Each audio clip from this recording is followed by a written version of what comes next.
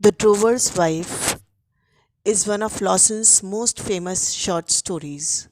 Set in the Australian bush, it is the tale of a woman facing off against a snake in order to protect herself and her children. The characters' stoicism and quiet heroism, as well as the naturalistic depiction of the wild, hostile bush, have cemented the story's critical and popular approbation.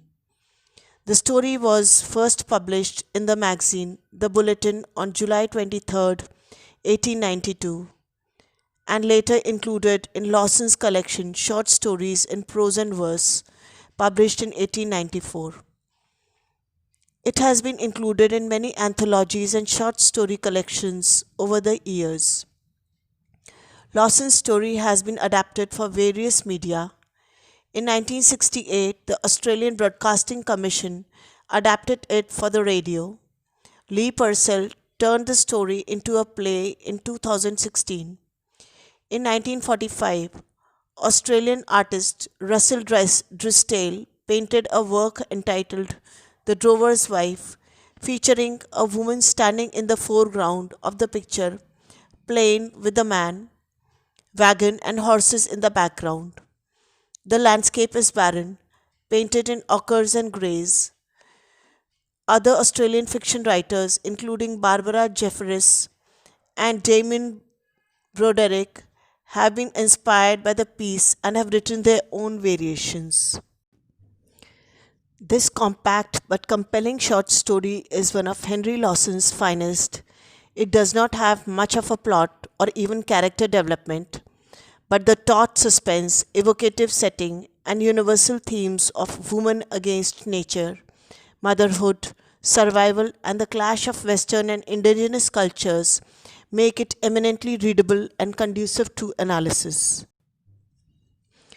The two-roomed house is built of round timber, slabs, and stringy bark, and floored with split slabs.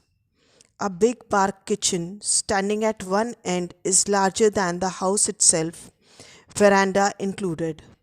Bush all round, bush with no horizon, for the country is flat, no ranges in the distance. The bush consists of stunted, rotten native apple trees, no undergrowth, nothing to relieve the eye, save the darker green of a few she oaks which are sighing above the narrow, almost waterless creek. 19 miles to the nearest sign of civilization, a shanty on the main road. To begin with, Henry Lawson was a prominent writer on the Australian bush, but he tended not to romanticize it the way some of his peers did. His initial description is rather bleak. The setting is a two-room house built of logs and boards, with an outside kitchen and large veranda. It is surrounded by the vast, desolate Australian bush, and the nearest neighbor is 19 miles away. This is the home of the drover's wife and their 4 children, her husband, and the drover is away. When the drover's wife goes out on Sundays, there is absolutely no one and nothing to see. When she needs help, she has to go 19 miles, and while she's out in the bush, she must battle anything and everything nature throws at her: floods, drought, storms, fires, rampaging bullocks, and poisonous snakes, and cattle flu.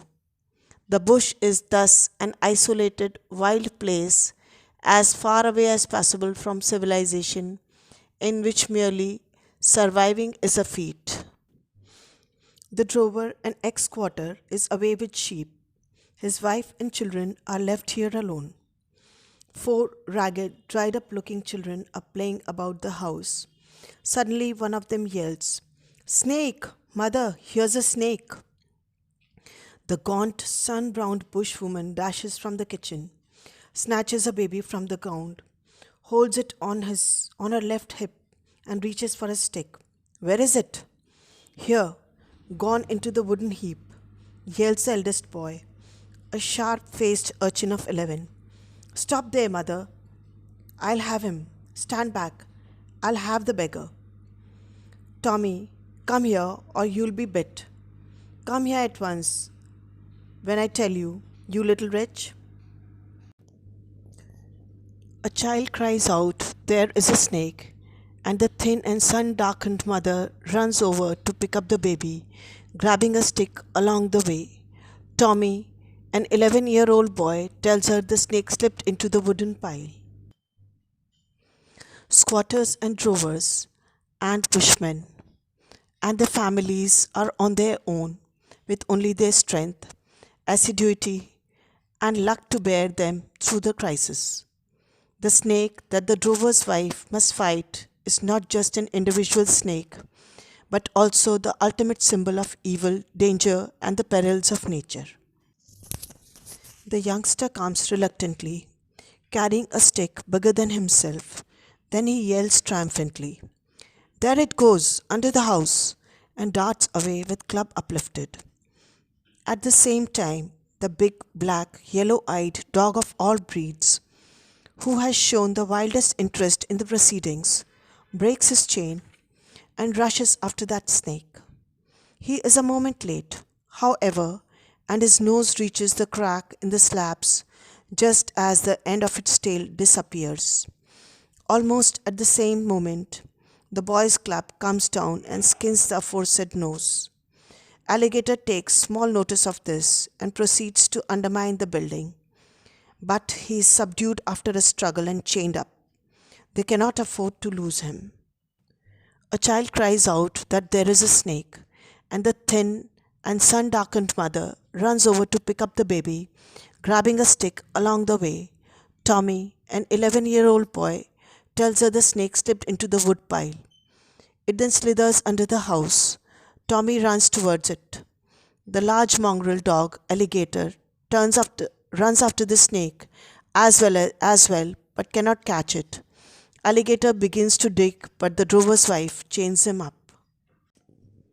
The drover's wife makes the children stand together near the dog house while she watches for the snake. She gets 2 small dishes of milk and sets them down near the wall to tempt it to come out. But an hour goes by and it does not show itself. She puts out dishes of milk to entice the snake, but an hour passes and it does not come out. It is near sunset and a thunderstorm is coming. The children must be brought inside. She will not take them into the house, for she knows the snake is there and may at any moment come up through a crack in the rough slab floor. So she carries several armfuls of firewood into the kitchen and then takes the children there. The kitchen has no floor, or rather an earthen one, called a ground floor in this part of the bush. There is a large, roughly made table in the center of the place. She brings the children in and makes them get on this table. They are 2 boys and 2 girls, mere babies. She gives them some supper and then, before it gets dark, she goes into the house and snatches up some pillows and bedclothes, expecting to see or lay her hand on the snake any minute. She makes a bed on the kitchen table for the children and sits down beside it to watch all night. The sky is darkening with the storm, but she knows she cannot bring the children into the house with the snake. She takes them to the outside kitchen and puts them on top of the table as a makeshift bed. As for her, she sits beside the table and watches for the snake the whole night. She has an eye on the corner and a green sapling club laid in readiness on the dresser by her side, also her sewing basket and a copy of the young lady's journal. She has brought the dog into the room. A sewing basket and a copy of the young lady's journal sit beside her. Alligator waits as well.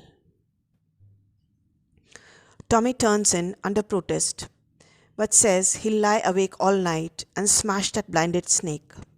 His mother asks him how many times she has told him not to swear. He has his club with him under the bedclothes and Jackie protests. Mummy, Tommy's skinning me alive with his club. Make him take it out. Tommy, shut up, you little. Do you ever want to be bit with a snake? Jackie shuts up.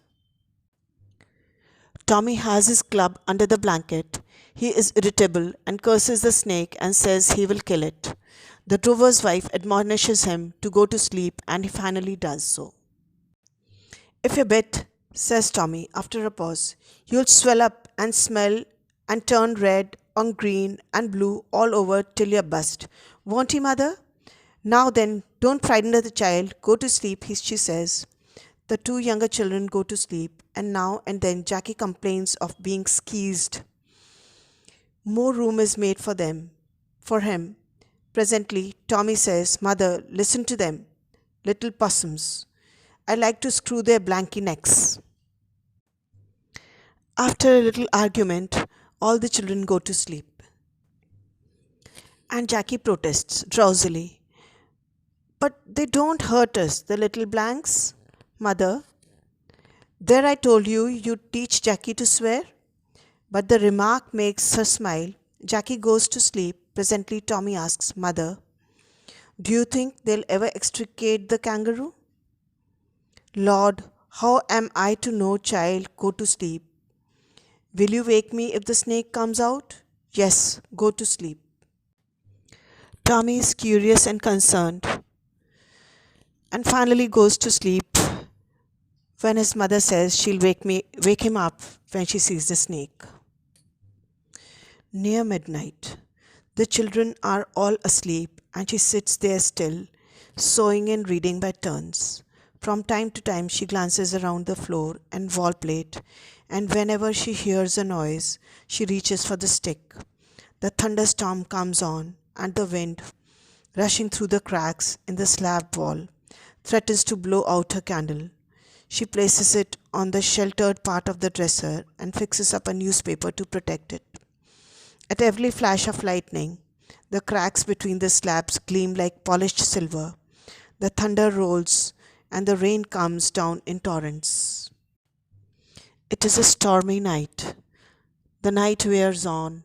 She picks up the stick when she hears a noise.